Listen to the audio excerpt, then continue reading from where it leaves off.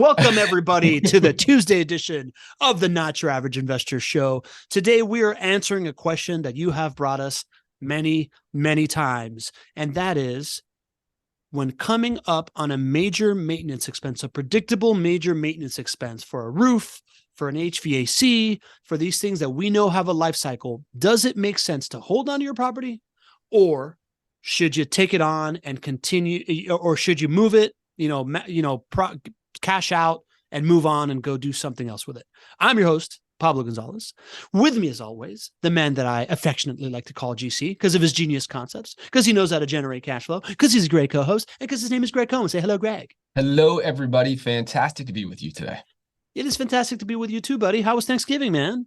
Man, it was so good.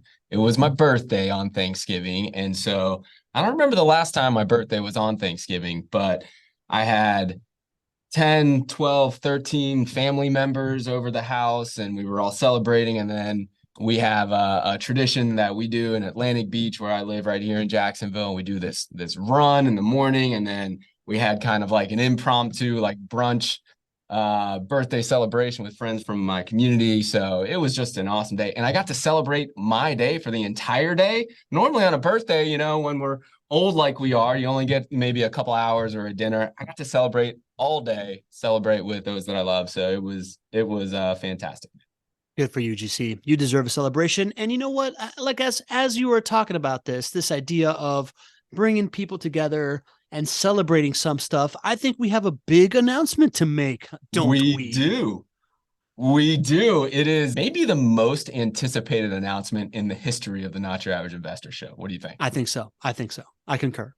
Well, Pablo and I and our team have been working hard to knock out all of the details so that we could bring you an incredible Not Your Average Investor tour coming up in 2024.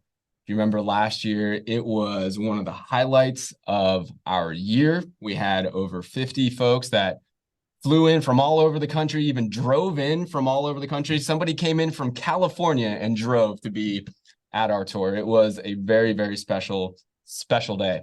And this year, we're going to go a little bit bigger. And so we do have the dates to announce for you. It's now going to be a 2-day event. And the two-day event.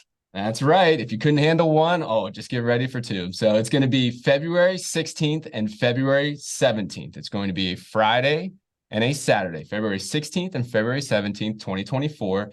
Those are the dates for the next Not Your Average Investor tour meetup here in Jacksonville. We have a number of other details to knock out beyond that, but we wanted to give you these dates because you all have been asking. You've been sending emails. You've been asking on the show, in the chat.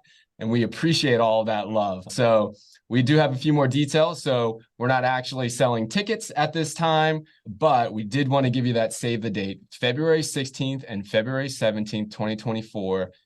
Can't wait to see you all there. It's going to be an awesome experience.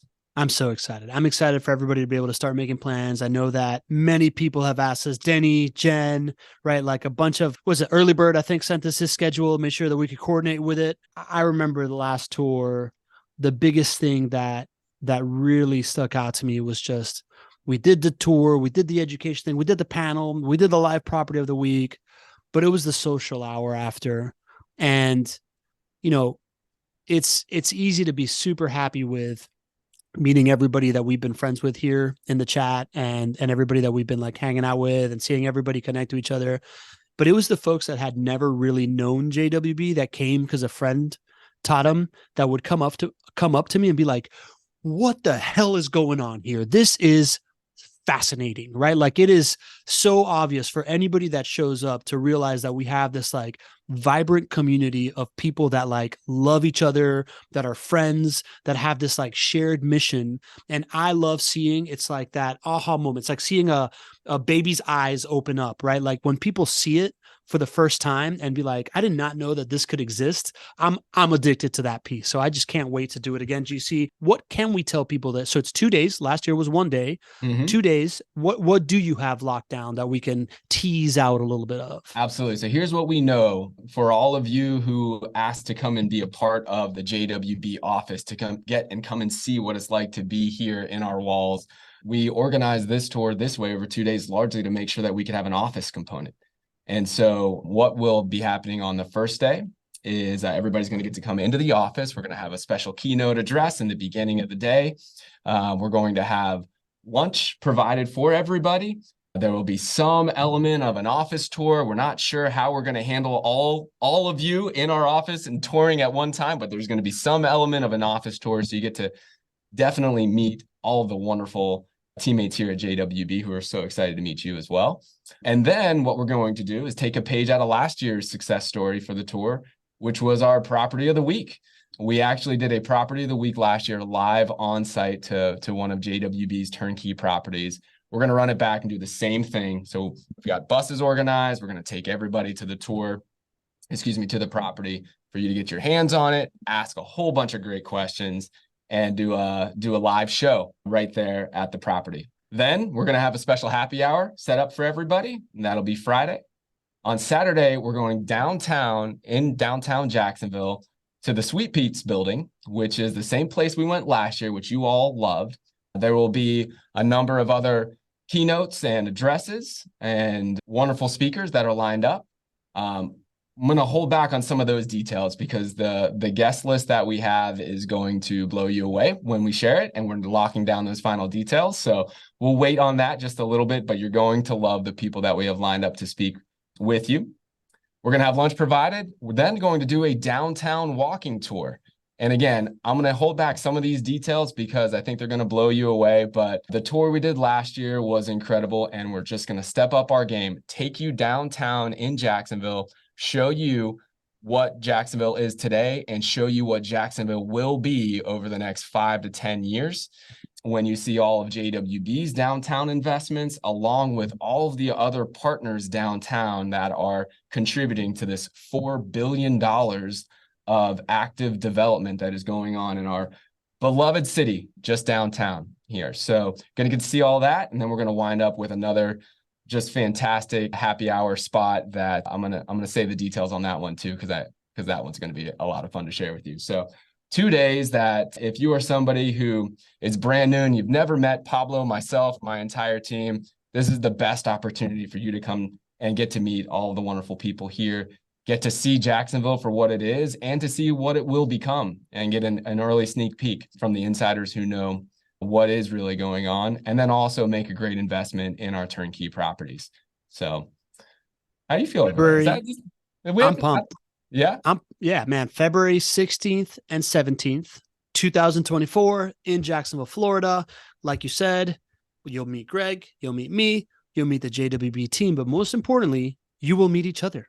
Because I know that there is, like I just saw Dean Curry say, I'm finally going to meet Jen Filson, right? Like it is, you get to connect with each other for those of you that are here. And for those of you that are not, you get to put a face behind the names that we call in a little tradition that we like to do to kick off the show, which is what, GC? The roll call, baby. The roll call, baby. We got Denny Davis kicking us off with a wee pig suey, Denny Davis. We got our leadoff hitter batting John second Henning. today. John Henning in the house. We got our fairy godmother of the Not Your Average Investor Show community, Miss Jen Filson. Miss Jen Filson. We got the MVP. Everybody knows the MVP around here, GC. Mr. Lee Bishop. We got Lita Song checking in. I see you're checking in from a text, but I know because she has a call sign, which is hello, beautiful investors from Minnesota. Good to have you, Lita. What happens when you're a regular? You don't even have to announce who you are. We know you just by the things that you say. So thank you so much for being here, Lita. We mentioned the early bird here. He's here today too. Dean Curry from Columbus, Ohio. Christopher Lee from Fernandina Beach. We got teammate Layla Powell in the house. We got the patron Santorios of the Not Your Average Investor Show community. Michael Santorios. We got past star of the show. I guess she's in Bradenton now. Shelly Johnson is here with us today. All right, Shelly. We got our regulars from Murrieta, California, Rosalind and Gary Riley. We regard you. We got the shaman of the Not Your Average Investor Show community, Nadeem Shah. Mr. Nadeem Shah. We got Terry Ingram checking in from Orlando. Good to have you, Terry. We got Sir Jeff Bolton checking in today from sunny, cold California. Good to have you in the house. We got Big Papa in the house. We love it when he calls him Big Papa. Pops, how are you, my friend? Greg's dad, Jay Cohen, saying hello, Greg, and Clark G. I'm really leaning into this Clark Gable thing. Anytime anybody comments on the mustache, I'm like, people have told me I look like Clark Gable. So that's thanks to you, Jay. We got the Maven from the mountains of Denver. Leslie Wilson. Leslie Wilson wishing you happy belated. We got the mama bear of the community, Cody Adams in the house. We got Sergio Prieto. Go Gators. Go Gators, Sergio. Go Gators-ish. And of course, we have the patriarch and matriarch, the first family of the Not Your Average Invest Show, Ken and Carolyn Moline. We salute you. All right, GC, let's kick this off with content of the day. People talk about this all the time, right? Like, I feel like this is one of those shows that we obviously have high attendance today because people ask this question all the time. And it's this idea of, when it comes to rental properties, there's some unforeseen maintenance expenses, and we work through that, right? But then there's also foreseen maintenance expenses, these major items like the roof, like the mechanicals, electrical, that we can know that they have a life cycle. And at some point, we have a decision to make, which is, do we spend, I don't know what a roof costs these days. What does a roof cost these days, GC? $5,000, $7,000, maybe more. $5,000, $7,000. 10 grand, whatever we're going to call it. Or do we spend this big money on fixing the home, or do we sell it right before that happens so that it becomes somebody else's problem and we cash out and run off into the sunset with whatever cash we have in our pocket? And we also know, if you are a not your average investor, that this is an asset that gets better with time. So given that we have those two parameters, major expense, things getting better with time, GC, frame this for me. How should I be thinking about this? Well, we need to think about this like a successful investor. We need to understand how much money we truly are making, factoring in the cost of this expense, but also factoring in the money that we would make if we held onto this asset, not just for this year, but for future years. We also need to think about the opportunity cost of, if we sold this asset, where would we go and put that money? And would that be better or worse than us just holding on to this asset? So we need to remove the emotion from this. Nobody likes to have a big expense coming their way. Guess what? I own over 400 rental properties. I know how that feels. I've done it for 17 years. So I've felt the pangs of a big pop coming from a roof expense or a sewer septic expense or whatever it may be. But you have to keep your emotions out of it. If you can keep your emotions out of it and look objectively at the best return on investment, you're going to be more successful as an investor and be farther along at hitting your financial goals. So it's a little bit of a challenge for many people because they don't have the access to the information or the education behind how much they truly would be giving up if they sold that property. And so because of that, they operate on emotion, and many people make a decision to sell because of a maintenance expense that might otherwise be more costly to them because of what they gave up. Makes perfect sense, GC. And that's what we're here to do. We're here to shine a little light, turn average investors into not your average investors. But I think first we hit on this idea of unplanned maintenance and planned expenses.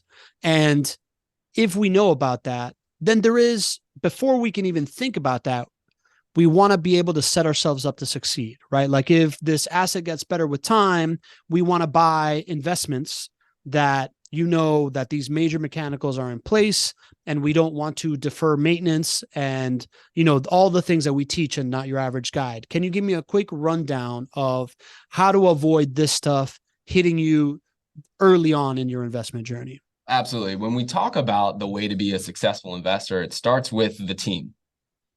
First, you need to define the right team to support your investment strategy. That's the number one thing. It's more important than even the market that you choose, which is the second most important, and definitely more important than the properties. So the number one investment, or the number one thing that you need to nail down, is the right team. And that should be a vertically integrated team. Let's face it, buying and investing in rental properties can be a complicated, messy transaction. And there's a lot of things that can break when you're talking about a home, and the fact that you're going to have a resident, a family living in that home, hopefully for 3, 5, maybe 7, maybe even many more years than that. And the reality is that things are going to break over time. So it can be messy. Starting with a vertically integrated company allows you to invest and removes the possibility of the blame game or the finger pointing. Because when you have an inherently complicated thing, like providing housing for another resident for 5 years or 7 years, and you open up the opportunity for the blame game or a lack of accountability, guess what happens? It's never that person's fault who sold you the home, or it's never the property manager's fault who's managing the property because they weren't there when it was sold. It's never the contractor's fault because he wasn't the one who was managing the resident who's living in there. It's always somebody else's fault. So the first and most important thing you can do to limit your risk of these maintenance items in both cost and frequency is to make sure that you're buying a home from a vertically integrated company, which means that everything is under one roof. Sales, construction, property management, accounting, you name it. It's all under one roof. So there is one phone number to call when things go right or when things don't go right.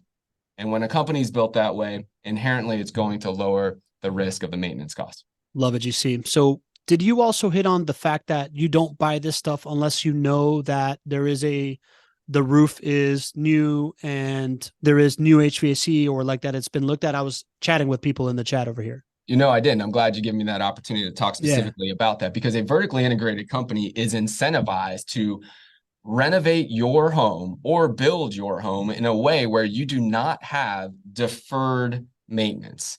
Deferred maintenance would be something like what many investors, rental property investors, do is they think about buying a home and the roof looks pretty good. It's probably got another 2 years of life, maybe 3 years of life on it, or the AC is still working even though it's 12 years old or 15 years old and it could die at any time. And what many investors do is they go into that purchase and they say, well, I'm going to keep it. I'm going to defer whatever that maintenance cost is until down the road. And the biggest cost centers for you will be your major mechanicals, right? Your roof, your HVAC, your plumbing, your electrical. Those are the big costly ones. So when you work with a vertically integrated provider, there's nowhere for them to hide, right? If you buy that property from a vertically integrated provider and it only had 2 years of life left on the roof, 2 years later, when you are upset because you had a $7,000 roof expense, who are you going to call? You're going to call that vertically integrated provider, and they have nowhere else to go and blame anybody else. But I'll tell you, if you go the other route and you buy a rental property from the more traditional route of maybe working with a real estate agent who is not the person who's renovating the home, who is not the person who's managing the home, guess what? If that roof should go out in 2 years and you try calling that real estate agent, they're not going to have any accountability there because they weren't managing the construction, right? And they weren't managing the resident as they were living there for 2 years. So you can't go to them. You're not going to be able to go to the contractors because they're going to say, listen, I didn't sell you this home. I knew it was failing when you bought it. That was your fault, right? And then you can't go to the property manager because the property manager is going to say, oh, my job here is to collect rent. I have nothing to do with construction. I had nothing to do with the returns that the real estate agent promised you. So when you work with a vertically integrated provider, they're going to nail those 4 major cost centers. And that's the most important thing you can do to bring that maintenance cost down and to, give yourself a long enough of a runway before maintenance starts to happen that you can earn a tremendous amount from all 5 of these profit centers. Yeah, good stuff, GC. You nailed that there. So, I mean, if I'm hearing it as an investor, I'm thinking before I invest in a property, if I want this to be a passive experience, and I want to set myself up for success, before I buy the property, I am going to say, I'm not buying I'm not moving in and hoping that a near end of life major appliance or roof is going to outlast the typical expectation. I'm going to want to invest in a property where that roof is newish, the HVAC and appliances are newish. All this work was done before I take ownership of it and start having a property management company manage it. And then if I want to really guard myself from the risk of having a lemon being sold to me that maybe was fixed, but it wasn't really fixed well, and not, enduring the pain of something going wrong and people pointing fingers, then what I really want to do is make sure that I'm asking those questions and that the person that's selling me the property, that's selling me the investment, is also the person that oversaw the renovation, oversaw the improvements to these things, and is managing my property throughout the duration, and is the person that I am continually in contact with, because then there can be no finger pointing. And that sets us up to get to the decision of 12, 15 years in, do I want to sell before a big maintenance expense? Absolutely. Okay, so now we are set up. Now we're set up there. GC, we got a couple of quick questions in the chat before we start breaking down the numbers of how you make this financial decision. First is patron Santorius of the Not Your Average Investor community. Michael Santorius says, correct me if I'm wrong, but when you buy a home in Florida after May 22, a roof that is over 15 years old can't get homeowners insurance. Do you know about that? I don't know the specifics on it, but yes, as insurance has had its challenges over the last year, there are even more requirements. If you accept a roof, if you buy a property with an older roof, you're going to run into more insurance challenges, which is another reason to not buy with deferred maintenance. If you want to avoid headaches, don't buy a property with deferred maintenance. There you go. There you go. All right. There was also a question. I don't know if it was Lita that asked it, but it was somebody that's under the Not Your Average Guest moniker here in the chat saying, in JWB contracts, is the investor or is the resident responsible for washers and dryers? The resident is responsible for washers and dryers. We provide the hookups for the washers and dryers, but the resident actually is responsible for the unit, which is important because the upkeep and the maintenance of the unit is something that is their responsibility, not you as the owner. Okay, cool. Margaret Smith is asking a clarification. Are you saying that if we buy from a vertically integrated company, we have guarantees on the roof / appliances / AC, etc., guarantees that others don't provide? Is that what you're saying? No, not guarantees.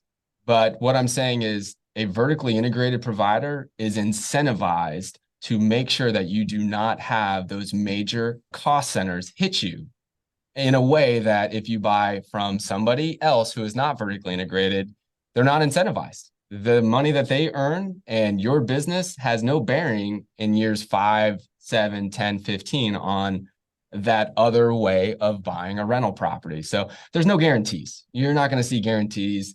I mean, I don't know anybody who would guarantee things 7 years, 10 years, 15 years. Usually as an investor, when you start hearing guarantees, that's usually a time to usually kind of ask some better questions and probably run the other way. So you're not going to see guarantees with a vertically integrated provider.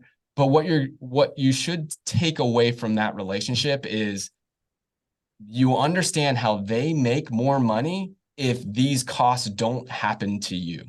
So like for a vertically integrated provider like JWB is, over half of our business comes from repeat sales. And if for our clients here who are listening right now, feel free to chime in. Many of you are on a plan to purchase more homes with JWB. It's one of the things we talk about very early on is building a plan for you to acquire more homes in the future. It's over half of our sales, right? We know that if we were to just allow roof issues or electrical, plumbing, HVAC issues to happen over and over and over in the first few years, those are major costly items. I guarantee you, we would not have over half of our business coming from repeat sales and referrals because those are the biggest pain items. But there are many real estate agents out there who can sell homes to new people over and over and over and over who don't go back and even look to see, did maintenance actually happen at a higher rate than what I told them to expect when they bought the home? Or there's many contractors out there who, go over budget on a construction project, but never tie that back to the return on investment. And there's many property management companies out there who are pretty good at keeping a home rented, but they're not hitting your return on investment calculation. So long way of saying, it's all about making sure that incentives and goals are aligned, and your incentives and your goals are aligned with a vertically integrated provider in a different way, in a better way than the alternative. I think if I was to overly simplify what you said, GC, for Margaret's like direct, because Margaret directly asked if owners pay repairs, how is JWB incentivized? Is the idea that JWB knows that they have to handle the relationship for the life of the investment, and their business model is based on you loving that investment so much that you will continue to invest in more houses with JWB. Therefore, they're incentivized to make sure that they're not setting you up to fail early on until you feel the benefits of all this stuff and are convinced that this is a good thing long-term for you. That's essentially it, right? For Yeah. JWB.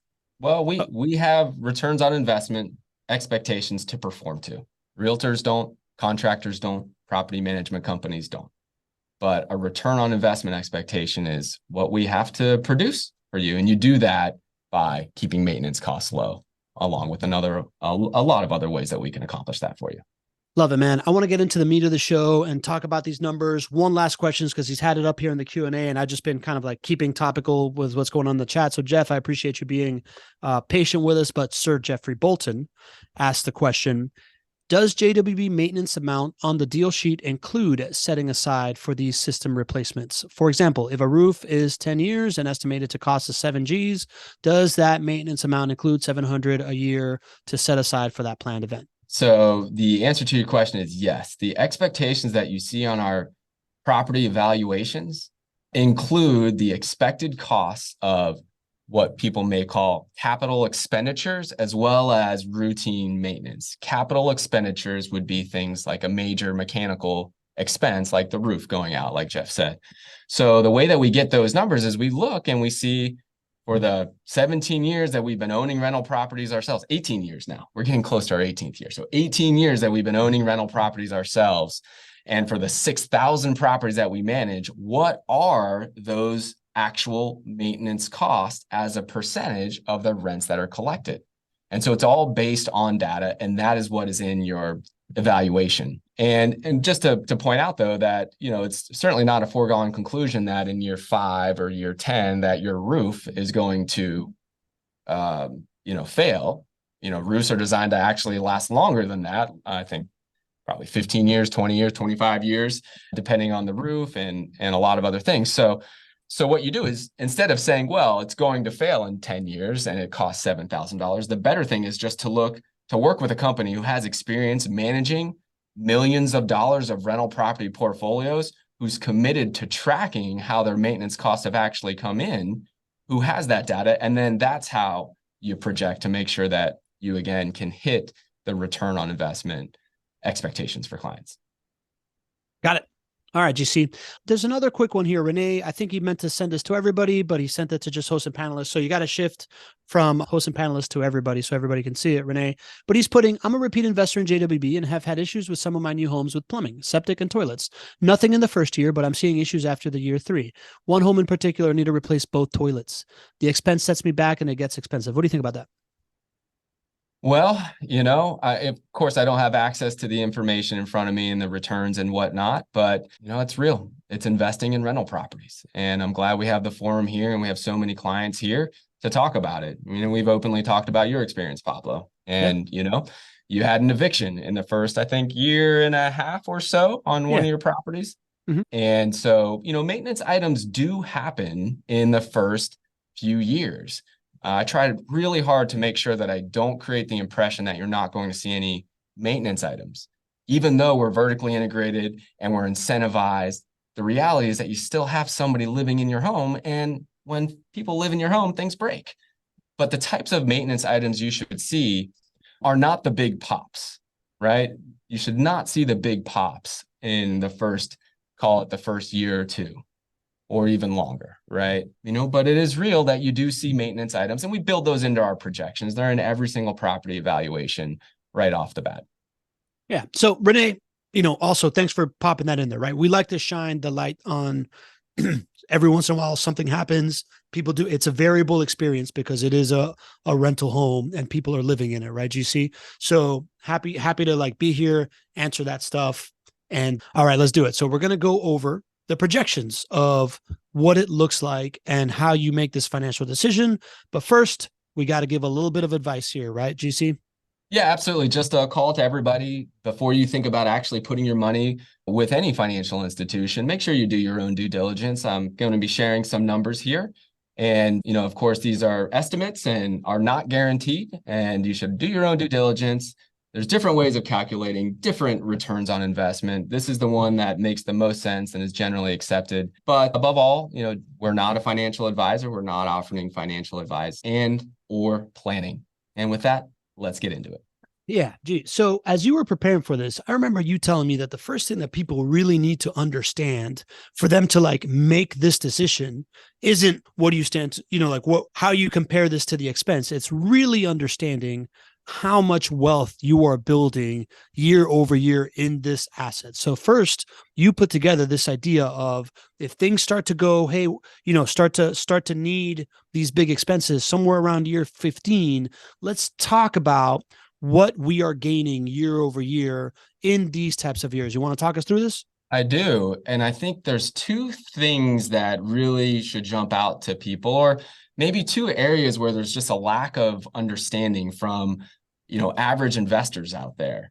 When we're talking about a major maintenance item coming your way, all people are focused on is, call it that $7,000 expense hitting my bank account right now. But many average investors lack the understanding of how rental properties actually pay you 5 ways. And they don't understand things like tax savings or principal pay down, or even how home price appreciation works. And we didn't even factor inflation hedging and inflation profiting in here, but that would be the fifth profit center. So people aren't even aware that these other ways pay you. And then they're certainly not aware how much these other things pay you as well. These other profit centers, many of them are hidden though. So there's an emotional component to that $7,000 roof cost. Let's just use that as an example, because $7,000 has to be paid today, and that's my bank account. But what we have to do is to understand all of these other things that are creating your wealth in that year. And of course, over the long haul is why we hold these properties for a full market cycle like we do. Love it, man. So talk to us about how we understand it. We want to start at year 14. Why'd you pick year 14? Well, I'll go back and tell you how I built this. So in my head, I'm like, okay, let's take a client who is buying a home today. And maybe they heard or they read or they came up with it themselves that, you know what, I know that things are going to break. And at 15 years, I'm going to make a plan that I'm going to sell this home somewhere around year 15, because I think that's when my roof is going to go. And so what I did was I said, okay, well, let's use this planning tool. Let's use this real estate investment planning tool that we offer, that we do for all of our clients. And let's actually model this out. So let's see how much from all 5 of these profit centers we're actually earning in the years that are surrounding year 15.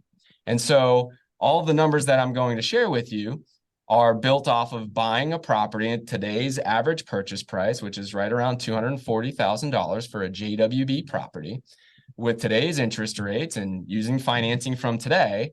And I started to model that out. And so if we want to go ahead and pull those numbers back up for year 14, that property that was purchased, call it today, in 14 years, the net rental income each year will be over $4,500. And that's assuming that rents go up year over year like they have for the last 30 plus years in Jacksonville. So using those very solid assumptions there. That's also assuming that you have maintenance costs and vacancy costs happen every single year, like they do when you own rental properties, or at least they don't happen every year, but you should at least plan for that amount of money to be spent for those over the long haul. So it's all included there. Your net rental income is over $4,500. Let's just start there, Pablo. Does that number seem high to you? Yeah. It definitely seems like a pretty high number, like higher than when you're normally buying it, right? Like I am right now in a scenario where I have 3 properties that I've held for coming up on, getting into year 3. And, the total net rental income that I'm getting from my 3 properties is somewhere around that like $500-600 a month. Right. So to think that one property is netting me, excuse me, $4,500 a year, that is starting to illustrate this idea that cash flow goes up over time as I hold on to these things. Absolutely. That's what's happening. Rents are growing 3.6% per year. and the majority of your expenses stay the same. So your cash flow grows. By year 14, you're making $4,500 in net rental income, which is surprising. I don't think many people realized that your cash flow grows that much. That's one of the reasons why we talk about how break-even cash flow when you buy the property is the goal. It is the goal because it's going to grow over time. Don't get so hung up on, do I have an extra $25 a month of cash flow here or there, or an extra $100 here? Don't sacrifice a great team or a great market in search of cash flow, because your cash flow is going to be there. The market and the rents are going to grow. Pretty sweet. All right, keep talking us through it. Yeah, so then that's the noticeable profit center, right? And if we're talking about $7,000 of an expense potentially coming this way, wow, you have $4,500 that you're just earning from net rental income, which is very visible in your bank account. Now we can go to these other profit centers that aren't so visible. Your tax savings, the amount of taxes that you don't have to pay because of this asset class, is almost $3,000 for just that year in year 14. Then we can go to principal paydown. This is the amount of your loan that is being paid down by your resident in this one home. They are contributing $4,000 of profit to you by paying your loan down for you. Number's actually $3,767, almost $4,000, and you never even noticed it. It was because your loan balance is going down. And then there's the biggest profit center of them all, which is home price appreciation. And over Jacksonville's history, home prices have appreciated on average 5% per year. That's going back since 1982, 5% per year. I scaled that down a little bit because we like to underpromise and overdeliver, and we do this in all of our evaluations. So I assumed that home prices were actually going to grow 4.8% per year. And that equates to over $21,000 in home price appreciation. But you never feel it. You never see it in your bank account because that's not the way this asset works. The beauty of this asset class is built by holding, and you don't always see it. It doesn't always hit your bank account at that time. But when it does hit your bank account, it's very, very large. So your total profits earned from all of these profit centers in year 14, over $32,000. And that's what happens when you have an asset that grows 3.6% in rents each year, and home prices grow 4.8% each year, that you get tax savings and principal pay down, and you're earning, call it roughly 10% a year. That means you're really earning $32,000 in year 14, according to assumptions that have stood the test of time. Do you see, when I look at these numbers and I think about the idea of, if I know I have a maintenance expense and I know this is happening just in 1 year for me, right? And I'm thinking to myself, golly, I gotta come out of pocket 10 grand, for a roof. Let's call it 10 grand, right? Just like an easy, high, scary number. If I know this is happening, it's a very different equation, right? Like I think of in my earlier days of being a green building consultant and proposing I was in this like 52-story high, like tall mixed use building in downtown Miami. And I did some research on it. I, tested some things, and I realized that if these folks spend $750,000 a month in electricity, and wow. Yeah, it's insane. And I was like, for about $1 million, you can do a project that is going to save you around $500,000 a month in electricity, right? Wow. And they're like, wow, and it's, if you think about it, I'm like, hey, here's $1 million to spend. But for them, total no brainer to think, oh, well, okay, well, if I'm going to do that, then, I'm going to lay out $1 million. But if I'm going to save $500,000 1 year, $500,000 the next year, from there on out for the life of this building, like that's just like a cash cow. Sign me up. Yeah. Sign me up. Right. So to me, that's what I think of here. I think of, and this is completely inverted, right? Like this is like, if I want to spend $10,000 to make $32,000 a year, it starts to become like a real no-brainer of, do I spend $10,000 one time to get paid $32,000 in net wealth for the next 15 years? Starts to be pretty obvious. But I think what's going to be really interesting is that year 15, it's actually even more, Mhm. right? And then year 16, it's even more, and it continues down the line. So it's not even like considering, do I spend $10,000 right now to make $32,000, a year off of that 10 I spent? But it's like an increasing number that continues to go on. Because if you're listening on the podcast, what we're showing is in year 15, then that rental income goes up, everything goes up, so that it's the total profit is not 32 like it was in 14, it's 34,000. And then in year 16, the total profit is 36,000, and that continues down the line. That's essentially what we're showing here, is showing people what you make every year so that you can compare that to like a one-time cash outlay, right? Yeah. And I'd love to hear from the community. I mean, sometimes when I put these forward projections together, I stop myself and I go back and I check the numbers 3 times, 5 times, because when you start to see what the profitability of a single rental property is based on proven assumptions that have stood the test of time, the numbers start to get really large. I'd love to hear from the community. Did you guys think that in year 14, if you buy a rental property today, in year 14 of owning that you're going to be making 32 grand on that rental property? Like, those are real numbers. Those are real numbers.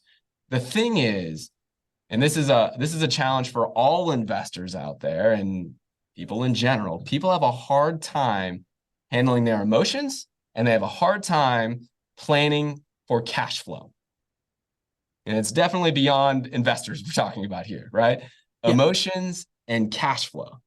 But if you can master your cash flow, prepare your cash flow appropriately, which we help all of our clients do through maintenance escrows and reserves that we talk about. So if you can master your cash flow, you can be in the game long enough.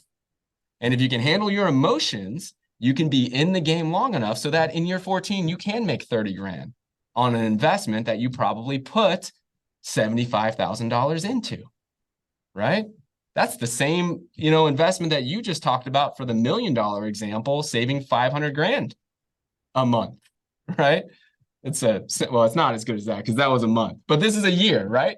If you could put out $75,000 and make $32,000, that would be a great investment for you, right? Well, this is what it starts to do as you hold on longer and longer and longer for your rental property portfolio. You just have to manage your cash flow so you can stay in the game long enough, and you have to manage your emotions so you can see the beauty of all 5 profit centers. Love that, man. Margaret Smith's asking a clarifying question here.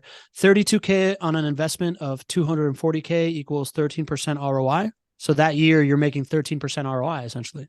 Yeah. So, when we're calculating your return on investment, it's through an internal rate of return, an IRR, which what it does is it basically takes the average return of all of the cash flows over the years.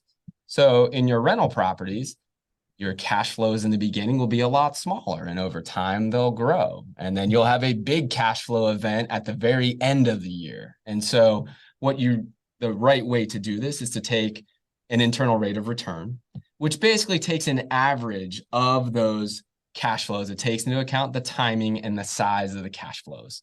And so you won't be able to tie it up exactly with a return on investment. It'll be somewhat close.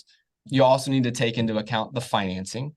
So your return on investment actually is a factor of how much money you put down and how much you're getting back into your bank account. So, Margaret, I love where your thought process is going.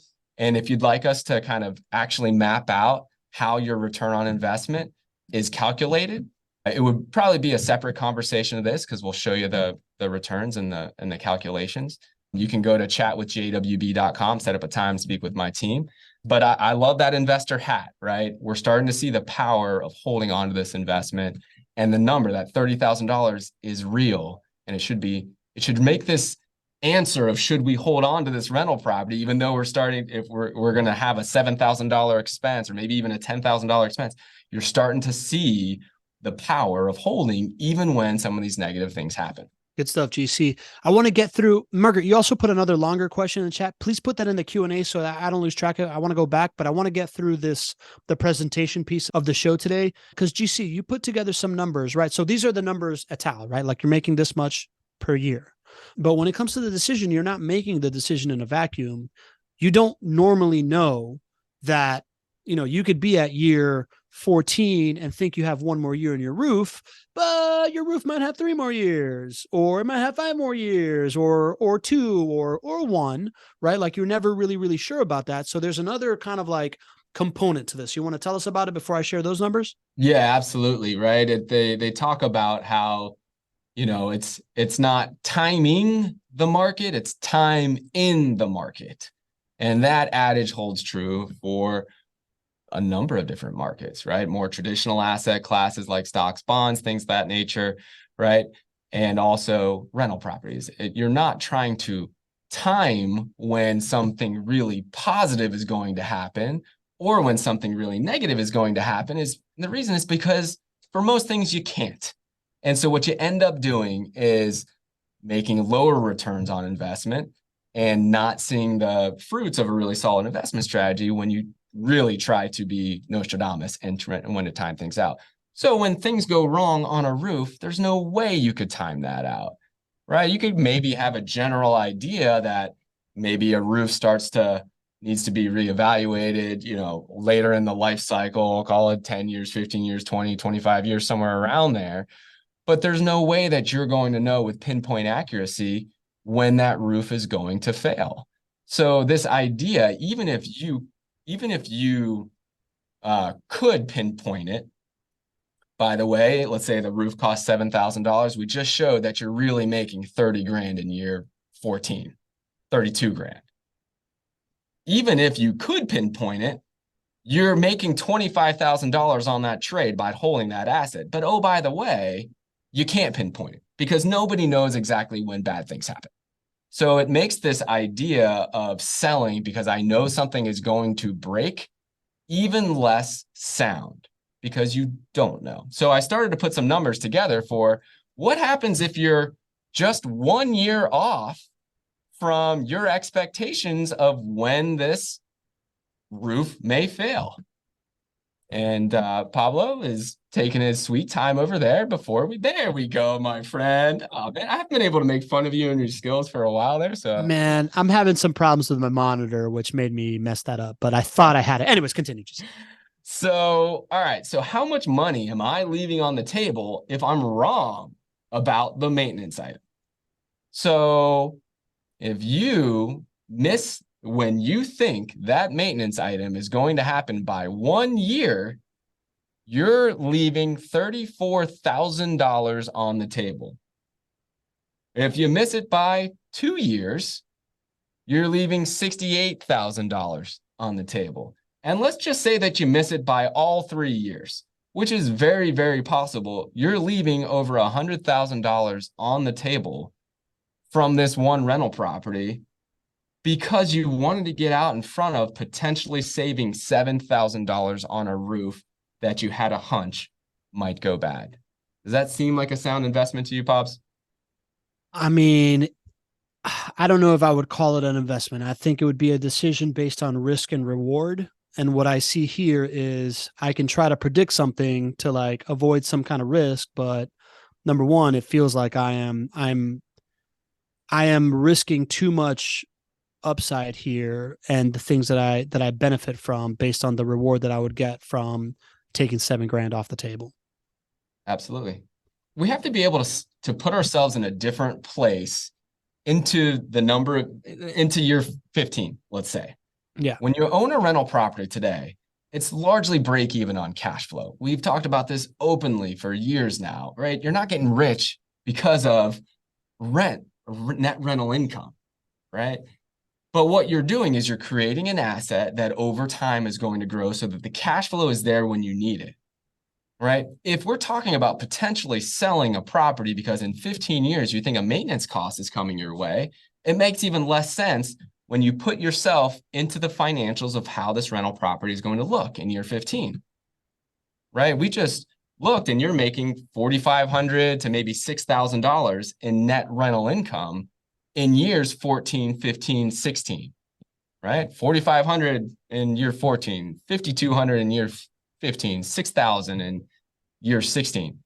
So it should even get more obvious that you can handle the cash flow swings of a major maintenance item when you have, call it an average of maybe $5,000 in net rental income coming in that year, right? So to me, there are many, many levels to why it doesn't make sense to actually having a strategy of selling before a major maintenance item comes through. Number one, I fully understand how much money I'm earning on my rental property as I hold them, to a length of whenever this major maintenance item may happen. As I hold them to that year, I have a visibility and understanding of how much money that asset is truly making me every year through all 5 profit centers. And I'm making way more than what that potential roof is going to cost me. But even if it didn't, I know that I can't time out when that's going to happen. So it's really, call it like maybe a 3-year window of my potential loss that I would be giving up just to potentially give up or potentially avoid this maintenance item. And that's, the mentality breaks down probably at step 1 there when you understand how much money you're making each year in year 14, 15, 16. But it really breaks down when you realize that you can't time these things. And, the amount of money that you're leaving on the table by being 1 year, 2 year, or 3 years off, it should be staggering to all of you. We're talking $50,000, $100,000 you're leaving on the table to potentially, avoid a maintenance item. What I always screw up the cliches. We're stepping over the dollars to pick up the dimes. Did I nail that one? Stepping over the dollars to pick up. Yeah, I thought it was something like if you want to get a good look at a T-bone, it's something about a cow. Yeah, I think you got that.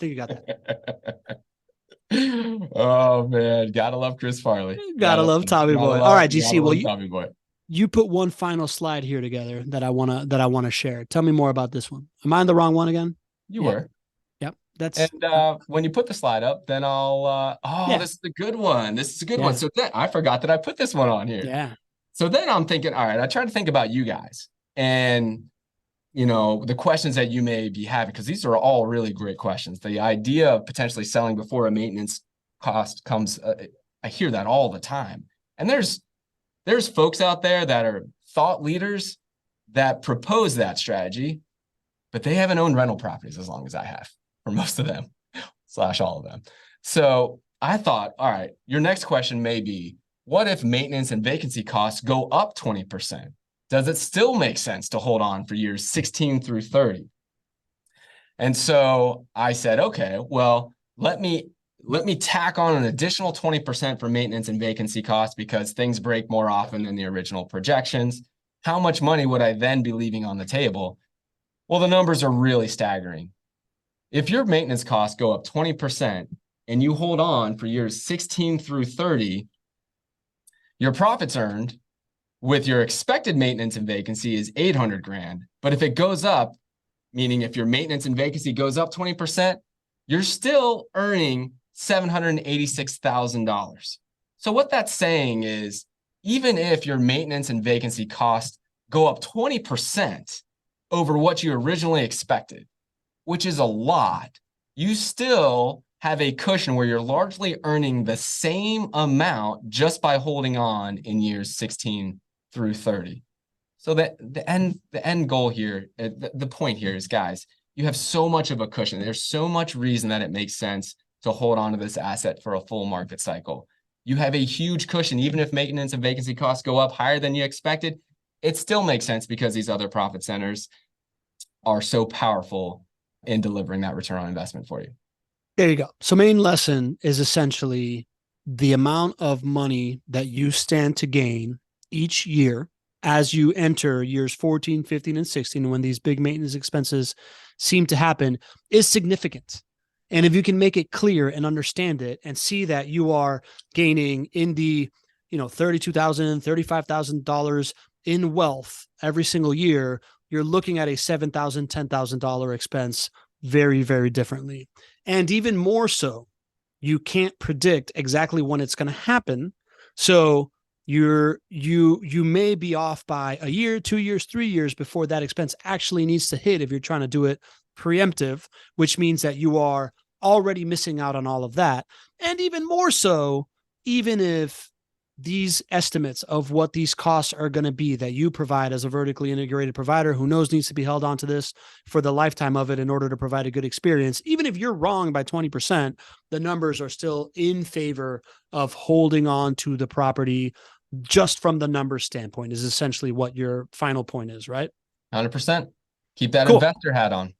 Keep that investor hat on. All right. We are money engineers making money work for us. All right, GC, I got a bunch of questions here for you, man. Can we try to rapid fire some of this stuff? Do you want to come back to this on Thursday? All right, cool. First, I'm going to go with Margaret. Margaret has been putting in some really, really great questions here that I want to get back to. So the first one is, how much of that tax savings is paid back to the IRS when you sell? So that's the first question. All of that. I'm sorry, not all of that. I wanted to say that I included all of that into the projections there. So what actually happens is you are deferring taxes, but then you pay the taxes when you sell, but you pay those taxes at a discounted rate. All of that is factored into all those numbers that I just shared with you.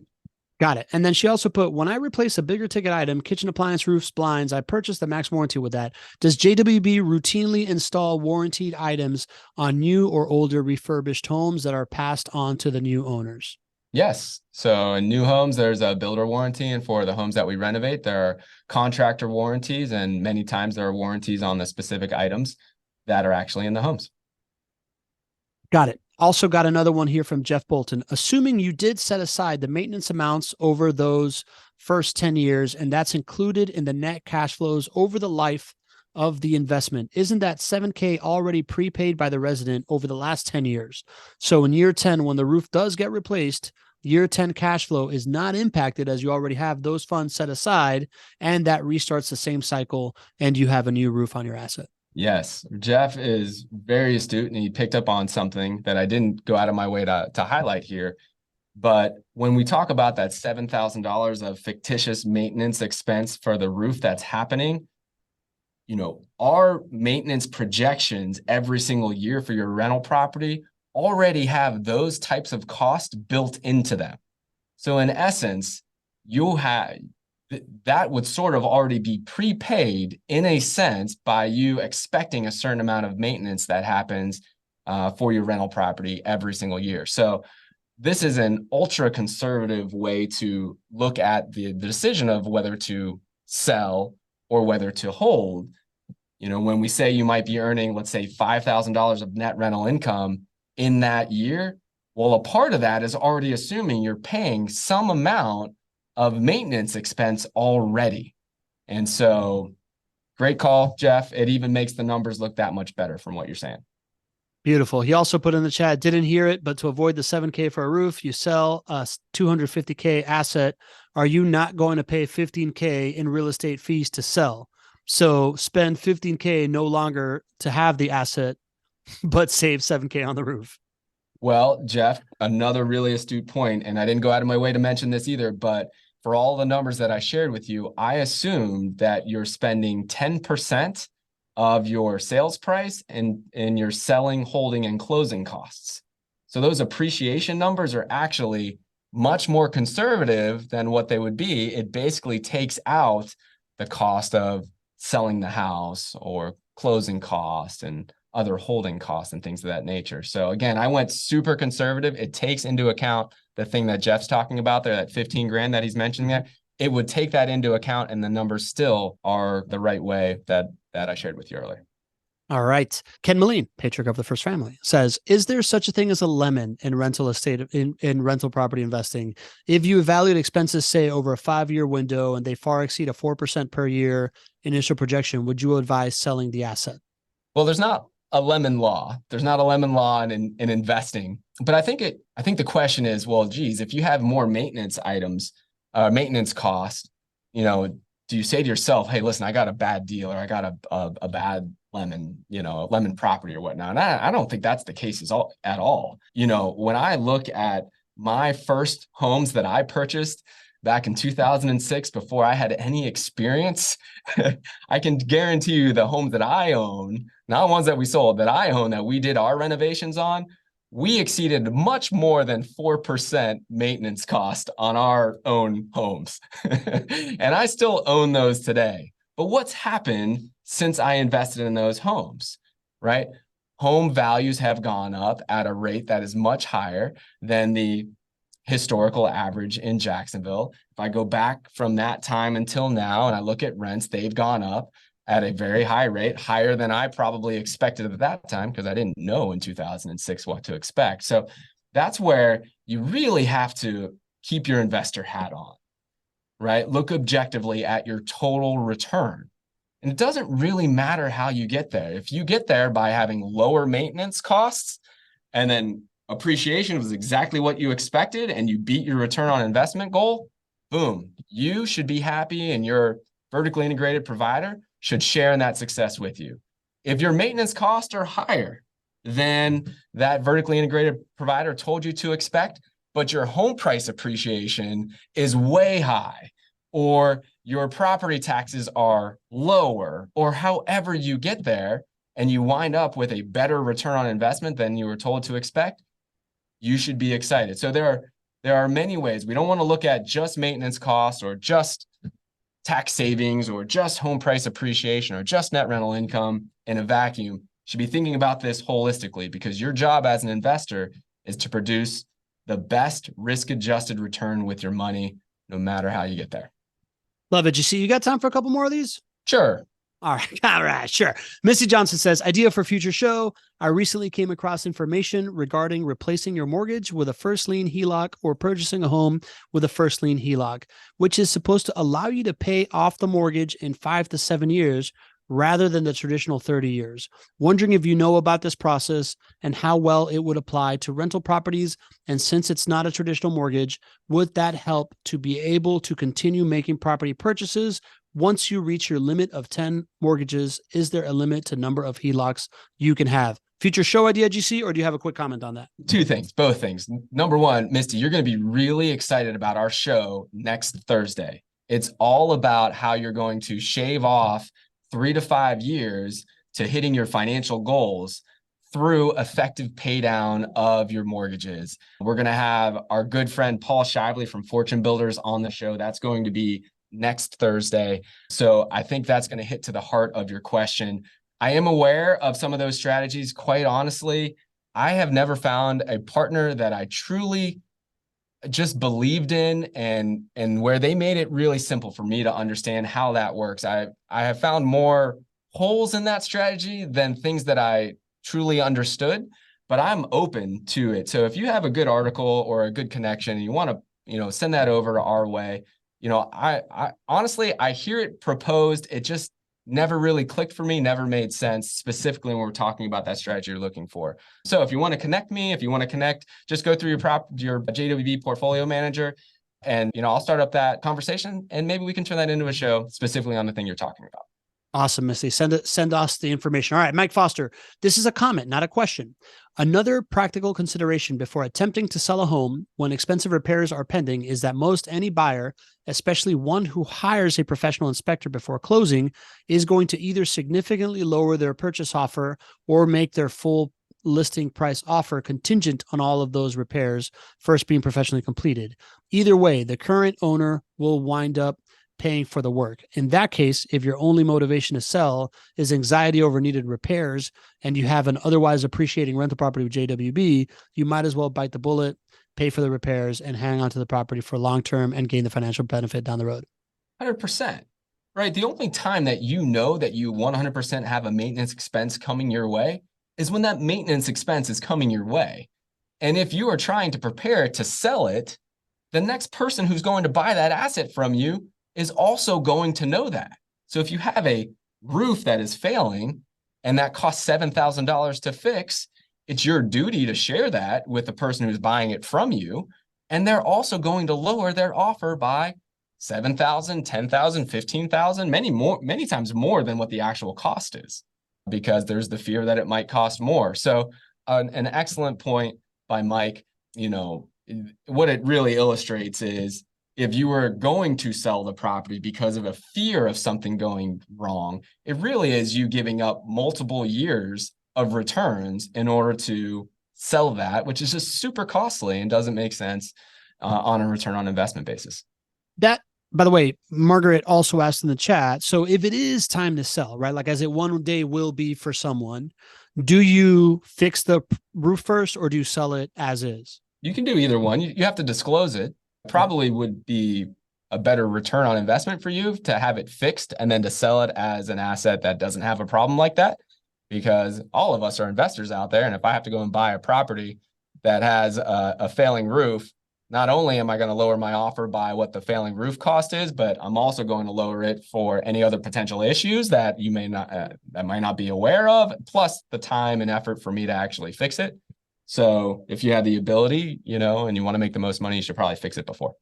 These are all really great questions, GC. I've got like 3 more kind of like quick comments we're going to hit. I just want to say, if you want questions answered like on a one-on-one fashion and you want it done by a team of real estate experts that can handle your situation, free to come on the show. We can give you the best like boilerplate or the best stuff that we know, but going to chatwithjwb.com is that exact opportunity, right? Like if you're in that scenario with another property manager and you're trying to get some good advice on what you can do with it, go to chatwithjwb.com and they'll be able to like run through this stuff with you.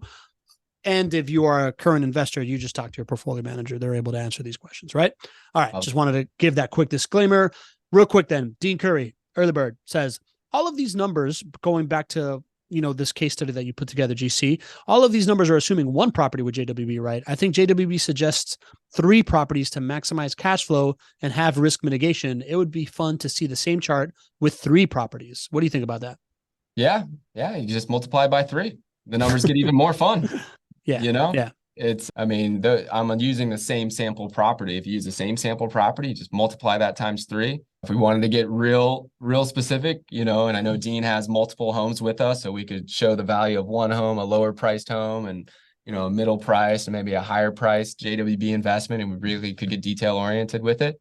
But yeah, and for our clients, we have clients who are like Dean and many who've been on the show here that own 3, 5, 10, 20 homes with us. You just really start to see the power of holding on to this asset class.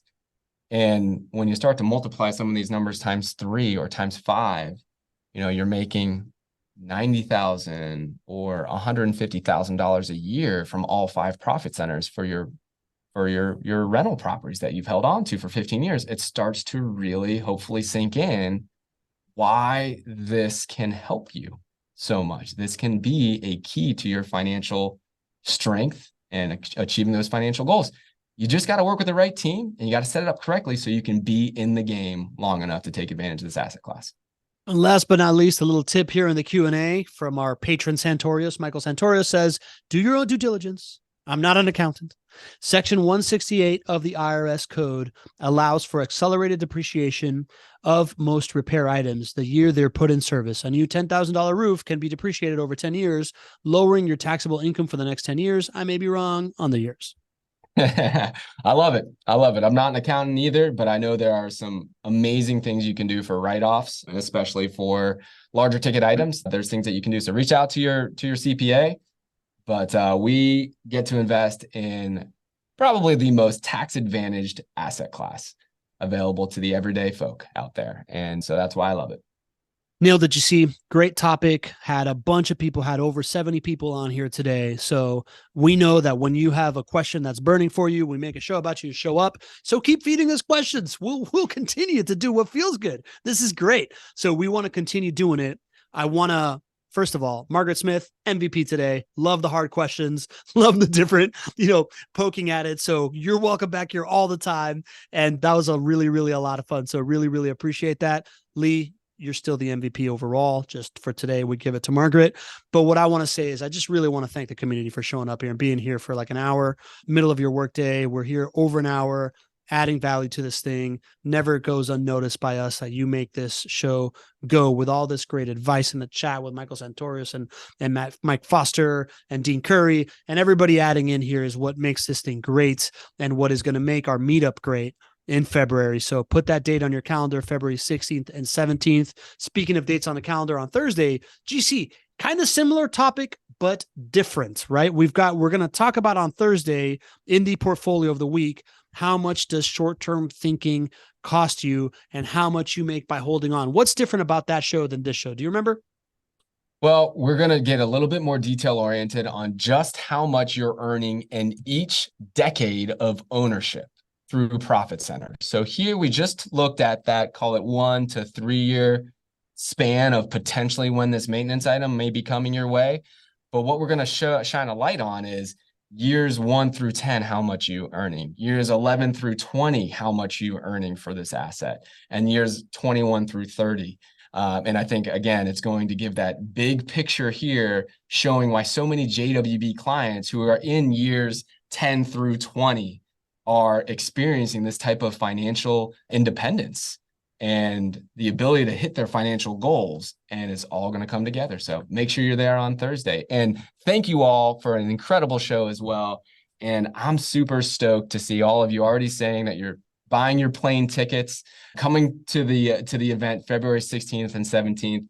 It's going to be a lot of value I think you're going to get, but I think you're going to be blown away by the warmth and the community and the friendships that we have. You all can feel it just by being a part of this amazing community that we have on the show, but you're really going to feel it in person. So I hope to see you all there February 16th and 17th. Save the date and we'll get more details to you soon. February 16th, 17th, Matthew Edwards. I see you asking in the chat. Also, just want a cosign of the warmth and everything. Margaret put a question in the chat. Drew Barnhill's in there throwing up his phone number to give him a call. This is what we're about, helping each other out. Just want a cosign, right? Margaret, if you don't know Drew, regular on the show, that's not someone that's going to sell you something. That's someone that's going to help you. But before next show, if there is one piece of advice that I can give you is what, GC? Don't Don't be be average. See you on Thursday.